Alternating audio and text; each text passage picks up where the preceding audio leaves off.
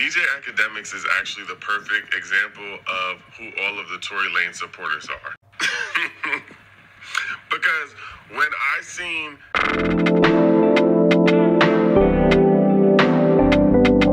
the videos from the defamation of character lawsuit with Roc Nation and Megan Thee Stallion against him, I thought that was a skit.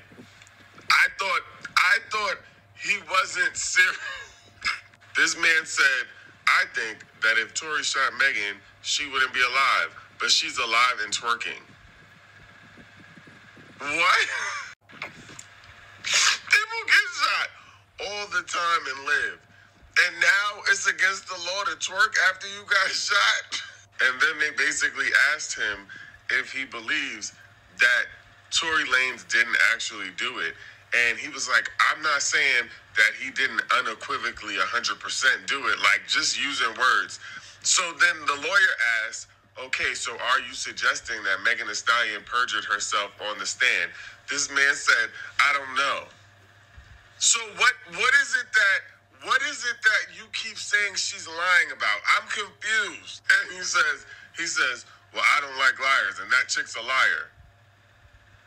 Like, please. He said she's a liar then, she's a liar now, and she'll always be a liar. As a matter of fact, forget the lawsuit. Just throw him in jail with the Lucky Charms leprechaun. Okay, lock him up. I think DJ Akademiks is reaching his downfall, and I think he is looking for attention. People were talking in the comments of that video. They were saying, oh my goodness, oh, just look how this, oh my god, what is this? My eye. Okay, anyways, they were talking in the comments saying, well, he's talking like a streamer. And not only was he talking like a streamer, he was so overconfident about the things that was coming out of his mouth. I practically was shocked for him.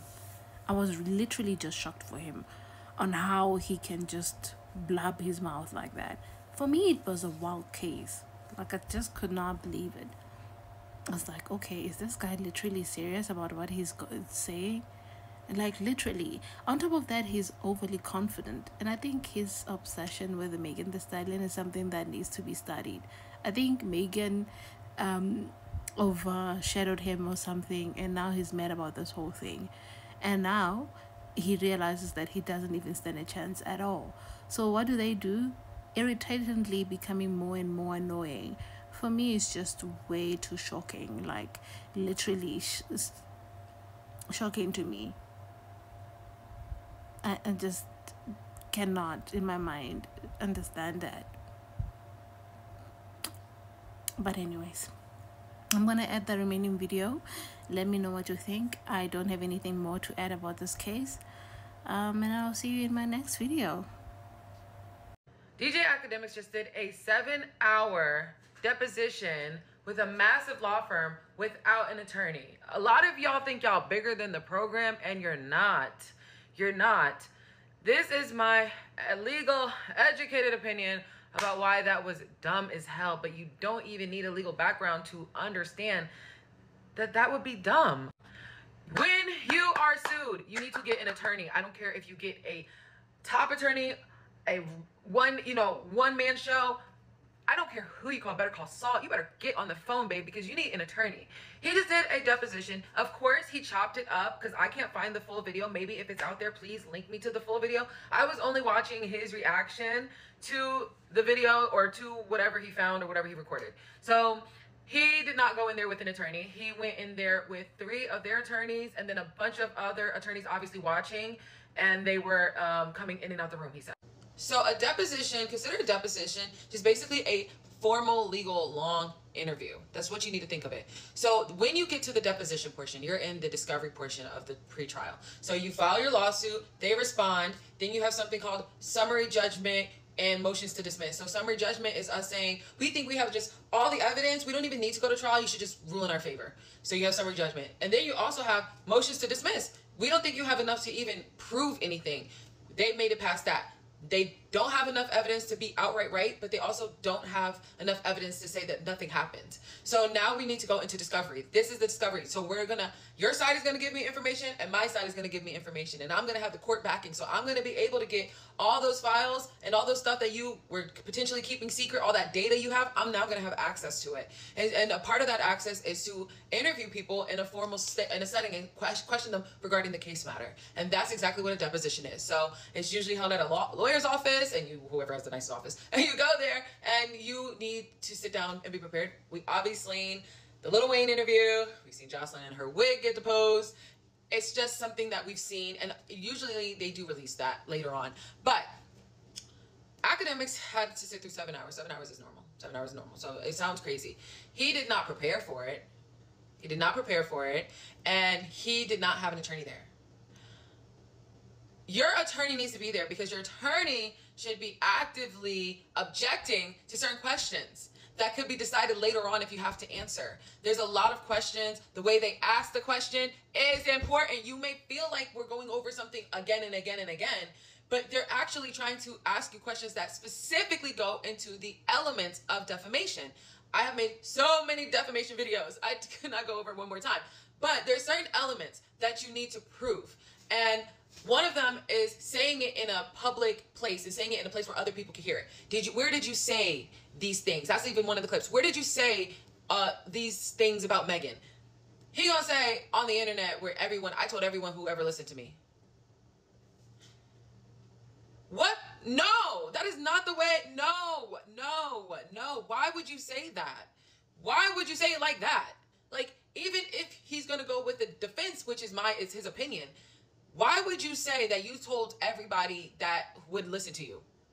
And because Megan Thee Stallion, if you watch my other videos, you know Megan Thee Stallion is a public figure. Akademiks is also a public figure. So there needs to be there's a higher standard. Actual malice. You need to prove that what you did had malice intent. So you need to prove that he knew. There's a point in time that he knew what he was doing was spreading lies. Like, he knew he was doing that, but he still did it anyways. So they need to prove that actual malice. Because there could be defamation if it was like two normal people, but because Megan Thee Stallion is a huge star, they're gonna, his defense is gonna say, look at this woman, she's a huge star, she's everywhere. She had an interview on Good Morning America, like, she's a huge star.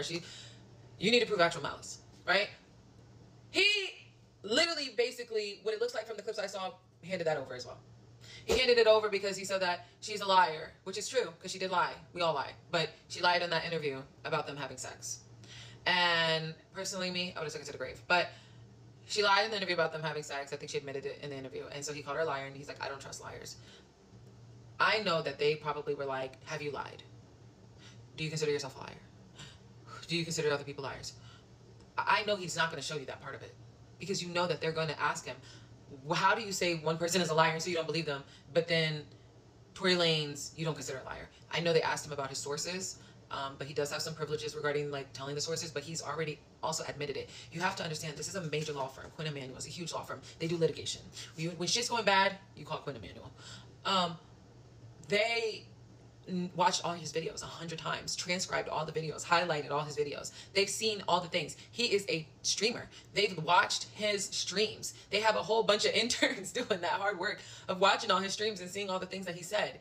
And he runs his mouth for a living. So I know there's a lot of things he probably just doesn't even remember saying, but they know what you said, and they know that they can prove malice. And then plus you saying and being contradicting in so many ways, because he always slips up. He always slips up and reveals a source, or always slips up, like, he just talks too much. So plus him going into that deposition with no attorney to protect him from himself. It's like, y'all are not bigger than the program. You are not bigger. You're not smarter than a bunch of attorneys, because you may be smarter than one or two, but you're not smarter than the group. You're not smarter than a bunch of people who have to sit for hours and listen to every single stream while you fucking turn the camera off and go to bed drunk. They were wide awake, writing every fucking thing you ever said down. You're not bigger than the program.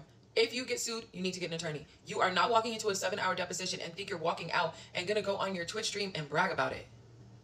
You fucked up. You gave them everything they wanted. DJ Akademiks is going to lose this lawsuit. Like, I don't know. You tell me, does he have an attorney? Does he have an attorney? Like, who is representing him? Because there's no way that if he had an attorney that his attorney would let him go to that deposition without talking to him first and without preparing for him and without also being there to object to all those questions. A lot of those questions he should not have been answering, but they steamrolled you because they thought you were so smart. You're fucked.